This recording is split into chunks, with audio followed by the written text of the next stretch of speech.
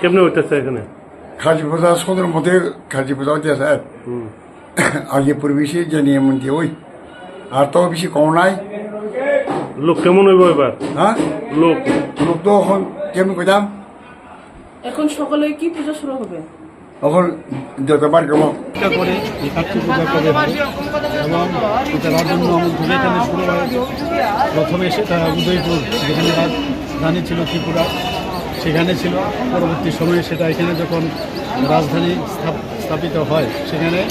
এই 14 দেবতাকে এখানে নিয়ে আসা হয় পরবর্তী সময়ে এখান থেকেও আগরতলায় চলে যায় কিন্তু এই 14 দেবতা এখানেই এই আমাদের যে হাওড়া নদীর তীরে উনি এখানেই থেকে যায় তো আজকে এই আমাদের এই পুজো উপলক্ষে আমি সমস্ত ত্রিপুরাবাসীকে সমস্ত দেশবাসীকে আমি শুভেচ্ছা জানাই স্যার এই গত কিছুদিন ये हमारे लिए बहुत इम्पोर्टेंट त्यौहार है और आज के दिन मैं पूरे त्रिपुरा के लोगों को एक ही चीज़ अपील करना चाहता हूँ कि त्रिपुरा और हमारा जो इतिहास है वो बहुत पुराना है और ये इतिहास को अगर हम रखेंगे अपने साथ तभी हम आगे बढ़ सकते हैं। प्रत्येक बछरे आमी सकाल सकाल आसि सकाल सकाल भिड़टा कम थाके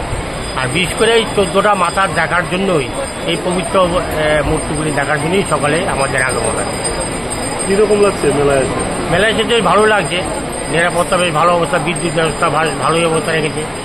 আর সবচেয়ে বড় হলো এই 14 দেবতার মন্দির